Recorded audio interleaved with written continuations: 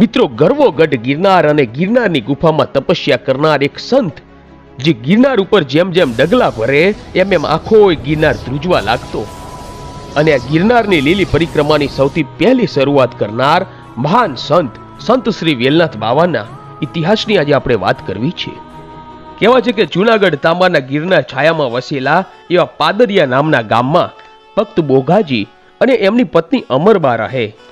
બંને પરમાત્માના પરમ ભક્ત હતા. ખેતી મજૂરી કરીને પોતાનું ગુજરાન ચલાવતા અને આગળ આવેલા સાધુ મહાત્માઓની સેવા કરતા અને સાંજે ભજન કીર્તન કરી સતત પ્રભુમય જીવન વિતાવે છે. અને 40 વર્ષની ઉંમર થઈ છતાં ઘરે શેર માટીની ખોટ હતી અને બંને દંપતીને આ દુઃખ કાયમ સતાવતું. આથી બંને દંપતીએ એવો નિયમ લીધો કે જ્યાં સુધી શિવજી આપણી ઘરે પારણું ન બંધાવે ત્યાં સુધી શિવજીની પૂજા કરી અને પછી જ અન્ન જળ લેવું. અને પછી સવારે વહેલા ઉઠી પાદરિયાથી ભવનાથ ભોળાનાથના દર્શન કરવા જાય છે. કાયમને માટે જંગલમાંથી હાલી દરરોજ પાદરિયાથી ભવનાથ દાદાના દર્શન કરવા જતા. હવે એકવાર બન્યું એવું કે આ ભક્ત દંપતી ભવનાથ દર્શને જવા નીકળ્યા અને સામેથી કોઈ શુભ કામે જતા કેટલાક માણસો મળ્યા. તેમાંથી એક માણસ ધીમેથી બોલ્યો કે અરે, અત્યારે આ કયા સામા મળ્યા? વાંજિયાનું મોઢું જોયું, હવે અપશુકન થશે. આમ ધીમેથી બોલ્યો છતાં દંપતી સાંભળી ગયા અને ઓમ નમઃ શિવાય કરતા કરતા ભવનાથ તો પહોંચ્યા. પણ સતી અમરબાને પેલા માણસના વેણ બહુ માઠા લાગ્યા અને મહાદેવને દંડવત પ્રણામ કરીને ધ્રુસકે રડી પડ્યા. અને એટલું રડ્યા કે તેઓ બેભાન થઈ ગયા. અને ભક્ત બોઘાજી પણ ખૂબ જ રડે છે. અને એવામાં શિવલિંગમાંથી એક ગેબી અવાજ આવ્યો કે અરે બેટા અમર, બેઠા થાઓ. અરે ભક્ત બોઘાજી, તમે પણ રડશો નહીં. તમારી ભક્તિથી હું પ્રસન્ન થયો છું અને આવતા વર્ષે તમારે ત્યાં અષાઢી બીજના દિવસે એક સિદ્ધ પુત્ર અવતરશે. બંને ઘરે જાઓ અને ઘરેથી જ મારું સ્મરણ કરજો. આજથી અહીંયા આવવાની જરૂર નથી. પછી તો સમય વીત્યો ને કહેવાય છે કે અષાઢી બીજની વહેલી સવારે અમરબાના કુખેથી એક બાળકનો જન્મ થયો. અને વહેલી સવારે જન્મ થવાના કારણે બાળકનું નામ વેલો રાખ્યું. પછી તો ભક્તિમય વાતાવરણમાં ઉછરેલો વેલો ધીરે ધીરે મોટો થાય છે અને તેની ઉંમર 8-10 વર્ષની થઈ અને પોતાનું જીવન સ્વતંત્ર રીતે જીવવા લાગ્યો. પછી એક દિવસ આ વેલો એની માતા પિતાને બે હાથ જોડીને એક વિનંતી કરે છે કે બાપુ, તમે મને રજા આપો ને તો હું કોઈ સારા ખેડૂતના ઘરે સાથીપણું કરું અને તમને મદદ કરું, જેથી આપ સાધુ સંતો અતિથિઓની સારી રીતે સેવા કરી શકો. અમરબા બોલ્યા કે બેટા વેલા, હજુ તો તું નાનો છે, તને આમ એકલો કેમ મુકાય? અરે મારી માં, જીવન માત્રની ચિંતા તો ઈશ્વરની છે, તો તમે શું કામ મૂંઝાઓ છો?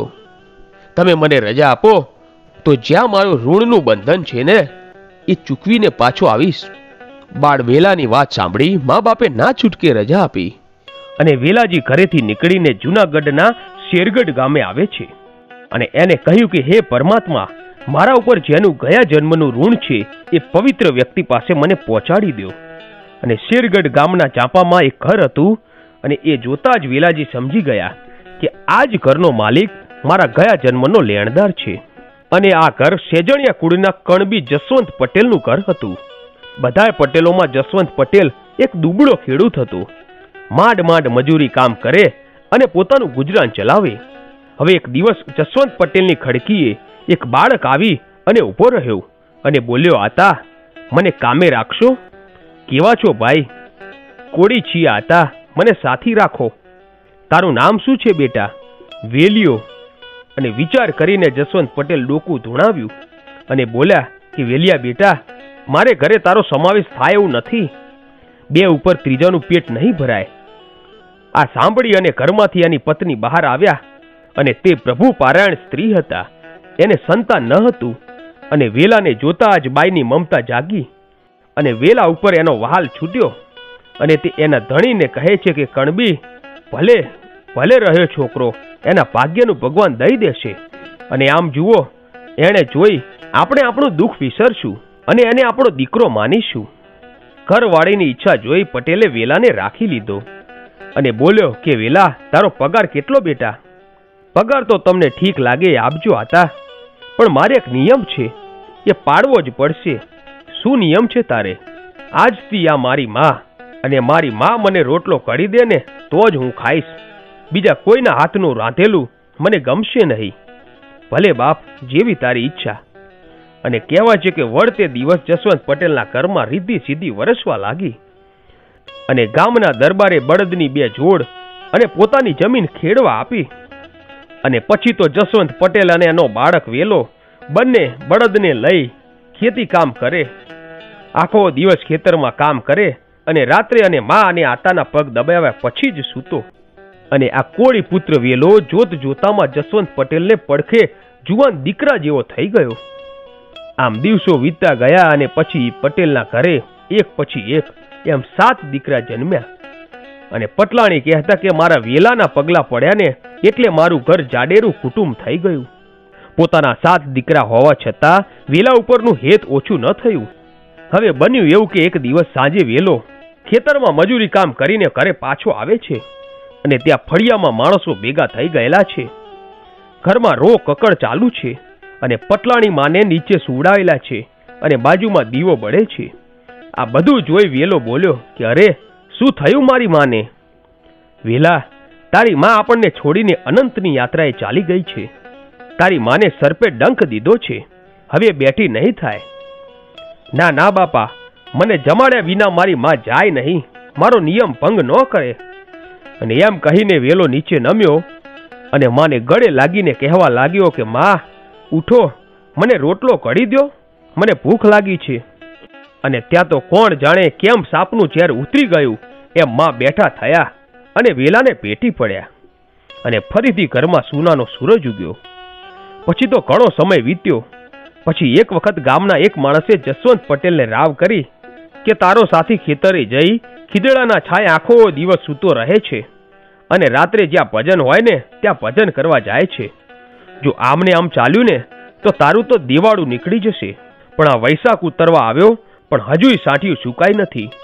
આવી વાત સાંભળી પટેલ તો ખેતર તરફ ચાલ્યા. અને મનમાં થયું કે જો વેલો ખરેખર સૂતો હોય ને તો પાટું મારીને જગાડીશ. આમ વિચારતા પટેલ ખેતરે પહોંચ્યા. ત્યાં વેલો તો સૂતો છે પણ એનું કામ આપમેળે ચાલુ છે. કોદાળી એકલી એકલી ખોદી રહી છે. કોદાળી એની જાતે જાતે ઉછળીને સાંઠીઓ કાપી રહી હતી. અને આ દ્રશ્ય જોઈ જસવંત પટેલ તો આશ્ચર્ય થઈ ગયા. અરે, આ વેલો નહીં પણ કોઈ મહાપુરુષ છે. એના ઉપર મેં શંકા કરી, મહાપાપ બાંધ્યું. હવે પટેલને પસ્તાવાનો પાર નથી. આંખમાંથી આંસુ હાલ્યા જાય છે. અરે, આ મહાપુરુષને હું ઓળખી ન શક્યો. એને મારા ઘરને અભય ભરી દીધું અને મેં આના ઉપર કોઈની વાત માનીને અવિશ્વાસ કર્યો. આ રીતે હિબકાનો અવાજ સાંભળીને વેલો જાગી ગયો અને દૂરથી આતાને રડતા જોઈ પાસે આવ્યો. અને જસવંત પટેલ વેલાના પગમાં પડીને રડવા લાગ્યા અને બોલ્યા કે હે મહાત્મા, મને માફ કરો. આજ સુધી મેં તમને ઓળખ્યા નહીં. આપણી પાસે મજૂરી કરાવી, અવિશ્વાસ કર્યો. એટલે વેલો બોલ્યો કે આતા, મજૂરી તો મને મીઠી લાગતી હતી. જો મને દીકરો થઈને રહેવા દીધો હોત ને તો હજી રોકાત અને તમારી સેવા કરોત. પણ હું તો પૂર્વ જન્મનું ઋણ ચૂકવવા આવ્યો હતો. હવે મને રજા આપો. મારી માં અને મારા ભાઈઓને મારા રામ રામ કહેજો અને તમને પણ મારા વંદન. ભૂલચૂક થઈ હોય તો માફ કરજો અને હું હવે જાઉં છું. પૂર્વનું ઋણ પૂરું થયું અને તમારે કંઈ માગવું હોય તો માગી લો આતા. જસવંત પટેલની આંખમાંથી આંસુનો પ્રવાહ રોકાતો નથી. તે વેલાને નમન કરીને એટલું કહે છે કે હવે દીકરા તરીકે નહીં પણ મહાત્મા તરીકે મારે ઘરે પધારો અને મને સેવા સત્કારનો લાભ આપો. પછી તો વેલો અને જસવંત પટેલ ઘરે આવે છે અને વેલો કહે છે કે માં, આપણી લેણ દેણ હવે પૂરી થઈ. હવે મારે અહીંથી જવું પડશે. અને આ વાત સાંભળીને પટલાણીના માથે આબ ફાટી પડ્યું. અને પછી વેલો માને માથે હાથ મૂકીને અને પૂર્વ જન્મનું લેણ દેણ એક ફિલ્મની જેમ દેખાડી દે છે, જેથી માને વેલા પ્રત્યેની ભાવનાનો મોહ છૂટે છે. અને તે દિવસથી જ એક સંત તરીકે વેલાને જુએ છે. અને તે દિવસથી સંત વેલનાથ માટે માએ ખીર અને પૂરીનું જમણ બનાવ્યું.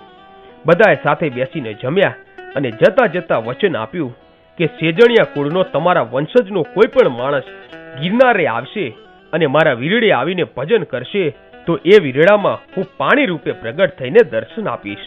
અને પછી તો વેલનાથ માં અને આતાને વંદન કરી વેલનાથ પોતાના ગામ પાદરિયા પાછા આવે છે અને માતા પિતાના ચરણ સ્પર્શ કરી આશીર્વાદ લે છે. માતા પિતાના સર્વે સદગુણો વેલાના જીવનમાં ઉતરી ગયા છે. વેલો રોજ સવારે વહેલા ઉઠી સ્નાન કરી અને પ્રભુ સ્મરણ કરવા ધ્યાનમાં બેસે. પછી ગાયો ચરાવવા સીમમાં જાય છે. ત્યાં એક દિવસ એની નજર કેઘોર વડલાની નીચે બેઠેલા કેટલાક સાધુઓ પર પડી. વેલો સાધુઓ પાસે આવી અને સીતારામ બોલીને નમન કરે છે. એટલે સાધુઓ હાથ ઉપર કરીને સીતારામ કહે છે. પછી વેલો ગાયો દોઈ અને સાધુઓને દૂધ પાય છે અને વેલો સાધુઓને ભજન સંભળાવે છે. વેલાનો સાધુ પ્રત્યેનો ભાવ જોઈ અને એક સાધુ કહે છે કે બેટા, માગી લે, તારે જે જોઈએ તે માગી લે. એટલે વેલો બે હાથ જોડીને કહે છે કે મહાત્મા, મને હજુ ગુરુ મળ્યા નથી, માટે તમે મને કંઠી બાંધો ને તમારો શિષ્ય બનાવો, જેથી મારો જન્મ સફળ થઈ જાય. એટલે વેલાની વાત સાંભળીને સાધુ કહે છે કે વેલા ભગત, અમે એક જ ગુરુના શિષ્ય છીએ અને અમારા ગુરુ વાઘનાથ બાપુ છે અને તે ગિરનારના પર્વત ઉપર આવેલા અંબાજી મંદિરના સામે ભૈરવ જંપની આગળ એક ગુફામાં રહે છે. અમારા ગુરુની આજ્ઞા નથી, અમે કોઈ તને શિષ્ય ન બનાવી શકીએ. અમારા ગુરુની ગુફા આખા વર્ષમાં એક જ વખત ગુરુ પૂર્ણિમાના દિવસે ખુલે છે, માટે તો ગુરુ પૂર્ણિમાના દિવસે ગુફાએ આવજે અને વાઘનાથ બાપુને વિનંતી કરજે, એ જરૂર તારા ગુરુ બનશે. અને સમયને જતા ક્યાં વાર લાગે છે. ગુરુ પૂર્ણિમાનો દિવસ આવી ગયો. વેલો માતા પિતાના આશીર્વાદ લઈ ગરવા ગિરનારની ગોદમાં આવી ચડે છે અને ભવનાથ મહાદેવના દર્શન કરી અંબાજીની ટૂંક પાસે આવેલા ભૈરવ જંપની જગ્યાએ આવી એક વિશાળ ગુફા દેખાય છે. અને ગુફામાં દાખલ થતા જોવે છે તો એક વિશાળ જટાવાળા તેજસ્વી જોગી શિલા ઉપર આસન વાળીને બેઠા હતા. સામે ધૂણો છે. આ જોગીનાથ પંથી સાધુ વાઘનાથજી પોતે હતા અને વેલાને જોઈને તે એની દિવ્ય દ્રષ્ટિથી વેલાના જન્મ અને શિવનો અંશ છે એ જાણી ગયા અને બોલ્યા, બેટા વેલનાથ, તું મને ગુરુ બનાવવા માંગે છે, પણ મારી એક શરત છે. આ ગરવા ગિરનારના 9,84,000 સિદ્ધો અને ભગવાન દત્તાત્રેયનું રહેઠાણ છે, તો બધાના આશીર્વાદ મેળવવા માટે તારે ગિરનારની 12 પરિક્રમા કરવી પડશે. મારા આશીર્વાદ તારી સાથે છે. પછી તો વેલનાથ ગુરુ વાઘનાથના આશીર્વાદ મેળવી તે દિવસથી 12 પરિક્રમા કરવાની શરૂઆત કરે છે અને રસ્તામાં ગાઢ જંગલ અને જંગલી પશુઓ પણ જોવા મળે છે, પણ સતત ગુરુના નામથી માર્ગ એકદમ સરળ થઈ જાય છે. આ રીતે 12 પરિક્રમા પૂર્ણ કરી અને વેલનાથ વાઘનાથજી પાસે આવે છે. અને પછી તો બીજે દિવસે બ્રહ્મ મુહૂર્તમાં વાઘનાથજી સર્વે નાથપંથી સાધુઓની હાજરીમાં વેલાને નાથપંથીની દીક્ષા આપે છે અને વેલો હવે વેલો મટી અને સંત વેલનાથ બને છે. પછી તો વેલનાથ બાપુએ ઘણી સિદ્ધિઓ પ્રાપ્ત કરી અને એક દિવસ વાઘનાથ બાપુ વેલનાથને બોલાવીને કહે છે કે બેટા, હું તારી ભક્તિ અને સેવાથી ખૂબ જ પ્રસન્ન છું. મારી તને આજ્ઞા છે કે હવે તું તારા માતા પિતાની સેવા કર અને ઘર સંસારની મર્યાદામાં રહીને અને જગતના લોકોને ઈશ્વરની રાહ બતાવ. તારો જન્મ કલ્યાણ માટે જ થયો છે.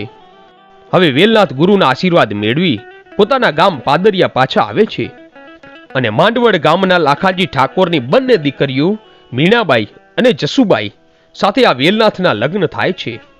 માતા અમરબાને હરખ માતો નથી. જેવો દીકરો ગુણવાન હતો એવી જ વહુઓ પણ સંસ્કારી હતી. પછી તો મિત્રો વેલનાથ બાપુ ગિરનારની ગુફામાં તપસ્યા કરવા માટે આવે છે અને એક દિવસ જૂનાગઢની બાજુમાં કોઈ ગામમાં એક વાણિયાના દીકરાનું મૃત્યુ થાય છે અને વેલનાથ બાપુ ત્યાંથી નીકળ્યા. એટલે વેલનાથ બાપુએ વાણિયાના દીકરાની માથે હાથ મૂક્યો અને દીકરો સડસડાટ બેઠો થયો. અને આ જોઈને વેલનાથ બાપુને લાગ્યું કે કાલ સવારે લોકો મળદા લઈને મારી પાસે આવશે અને મને સજીવન કરવાનું કહેશે. એટલે પછી તો વેલનાથ બાપુએ સમાધિ લેવાનું નક્કી કર્યું અને ગિરનાર તરફ દોટ મૂકી. અને કહેવાય છે કે જેમ જેમ પગલા ભરતા જેમ જેમ દોટ મૂકી એમને ગિરનાર ધ્રુજવા લાગ્યો અને ગિરનાર પર્વત આખો ફાટ્યો. અને કહેવાય છે કે વેલનાથ બાપુએ બંને પત્ની મેણાબાઈ અને જસુબાઈ આ બંને પત્નીની સાથે વેલનાથ બાપુએ સમાધિ લઈ લીધી. આજે પણ ગિરનારની અંદર વેલનાથ બાપુની સમાધિ છે. ત્યાં વેલનાથ બાપુએ ચીપિયેથી ખોડેલી આ વાવ પણ હજુ હાજર છે. અને કહેવાય છે કે વેલનાથ બાપુએ પરિક્રમા કરતી વખતે દાંતણ કરીને દાંતણ રોપેલું અને એનો આજે જબરજસ્ત મોટો વડ થયો છે. એટલા માટે અમને વડ જોગી વેલનાથ કહેવામાં આવે છે. તો મિત્રો આ હતો વડજોગી વેલનાથ બાપુનો ઇતિહાસ. મિત્રો આવા જ ઇતિહાસ જોવા માટે આજે જ અમારી આ ચેનલ A1 ગુજરાતીને સબસ્ક્રાઇબ કરો. ધન્યવાદ.